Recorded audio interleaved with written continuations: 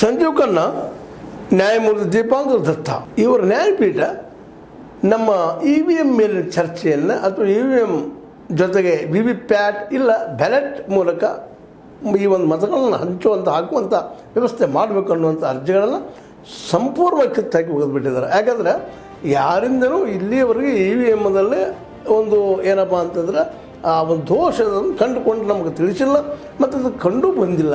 ಅದರ ಜೊತೆಗೆ ಬ್ಯಾಲೆಟ್ ಪೇಪರ್ದ ಇವತ್ತು ನಮ್ಮ ಬೃಹತ್ ಜನಸಂಖ್ಯೆ ಕಾರಣದಿಂದಾಗಿ ನಮ್ಮ ದೇಶದಲ್ಲಿ ಮಾಡಲಿಕ್ಕೆ ಸಾಧ್ಯ ಇಲ್ಲ.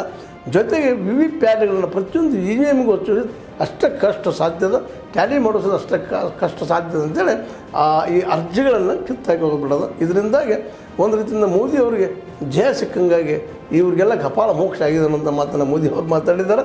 ಆದರೆ ನ್ಯಾಯಮೂರ್ತಿ ನಮ್ಮ ಸಂಜೀವ್ ಖನ್ನಾ ಅವರು ಮತ್ತು ದೀಪಾಂಕರ್ ದತ್ತಾ ಅವರು ನೀಡಿದಂಥ ನಿರ್ದೇಶನ ನಿಜವಾಗಿಯೂ ಇದು ನ್ಯಾಯಸಮ್ಮತ ಅನ್ನುವಂಥ ಮಾತನ್ನು ಹಲವರು ಒಪ್ಪಿದರು. ಇನ್ನೂ ಅದರ ಮೇಲೆ ಪ್ರಶ್ನೆಗಳು ಇದ್ದೇ ಇದ್ದಾವೆ ಅನ್ನೋದು ಅಷ್ಟು ಸತ್ಯದ.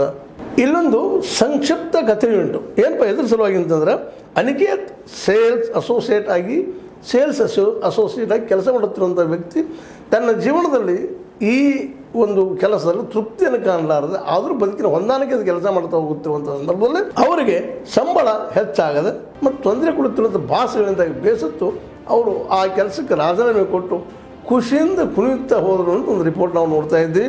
ಈ ಒಂದು ಅನಿಕೇತ್ ಅನ್ನುವಂಥ ವ್ಯಕ್ತಿ, ಈ ಅನಿಕೇತ್ ಅನ್ನುವಂಥ ವ್ಯಕ್ತಿ ಜೀವನದಲ್ಲಿ ಸಾಕಷ್ಟು ದುಡಿದು ಸುಣ್ಣವಾಗಿ ಈ ಉದ್ಯೋಗ ಸಾಕಪ್ಪ ನನಗೆ ಸೇಲ್ಸ್ ಮ್ಯಾನ್ ಆಗಿ ಕೆಲಸ ಮಾಡುವಂಥದ್ದು ಅಂತ ತಿಳ್ಕೊಂಡು ಆ ಉದ್ಯೋಗ ಬಿಟ್ಟು ಬಾಸ್ ಅವ್ರ ಮುಂದೆ, ಅವರ ಬಾಸ್ ಮುಂದೆ, ಅವರ ಮುಖಂಡರ ಮುಂದೆ ಕುಣಿಯುತ್ತಾ ಡ್ಯಾನ್ಸ್ ಮಾಡುತ್ತಪ್ಪ, ನಿಮ್ಮ ಉದ್ಯೋಗ ಸಾಕು, ನಮಗೆ ಬೇಡ, ಸಾಕಷ್ಟು ನೋವು ಕೊಡ್ತು, ತೊಂದರೆ ಕೊಡ್ತು, ಮತ್ತೇನೋ ಮಾಡ್ತು, ಇನ್ನು ಸ್ವತಂತ್ರವಾಗಿರ್ತೀನಿ ಅಥವಾ ಬೇರೆ ಉದ್ಯೋಗ ಮಾಡ್ತೀನಿ ಅಂತೇಳಿ ಸ್ವತಃ ತನ್ನ ಒಬ್ಬ ಹೆಡ್ಡಿನ ಮುಂದೆ ಅಥವಾ ಬಾಸ್ನ ಮುಂದೆ ತನ್ನ ಅಸಮಾಧಾನ ತುಡ್ಕೊಂಡ ಖುಷಿಯಿಂದ ಹೊರಗೆ ಹೋದಂಥ ಘಟನೆ ಇತ್ತೀಚೆಗೆ ನಡೆದ ಅಂತೇಳಿ ಹೇಳಲಾಗ್ತಾಯಿದೆ. ಬಾಳಾ ಸಾಹೇಬ್ ಠಾಕ್ರೆ ಅವರ ಚಿರಂಜೀವಿ ಉದ್ಧವ್ ಠಾಕ್ರೆ ಕಾಂಗ್ರೆಸ್ಸಿಗೆ ಮತ ಹಾಕ್ತಾಯಿದ್ದಾರೆ. ನಿಜವಾಗಿದು ಅದ್ಭುತ.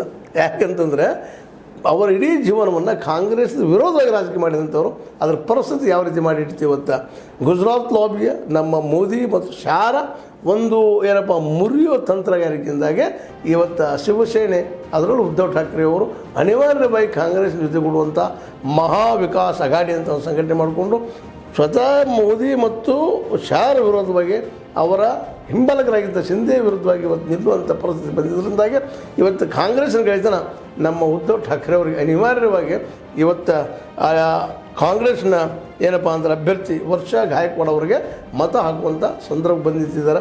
ಇವತ್ತು ನಮ್ಮ ಉದ್ಧವ್ ಠಾಕ್ರೆ ಆಗಿರ್ಬೋದು, ರಾಹುಲ್ ಗಾಂಧಿಯವರಾಗಿರ್ಬೋದು ಒಳ್ಳೆಯ ಸ್ನೇಹಿತರಾಗಿ ಈ ಮಹಾವಿಕಾಸ್ ಅಘಾಡಿ ಮೂಲಕ ಇವತ್ತು ಮಹಾರಾಷ್ಟ್ರದಲ್ಲೇ ತಮ್ಮ ಹಿಡಿದು ಶಾಸನಕ್ಕೆ ಹೊರಟಿದ್ದಾರೆ.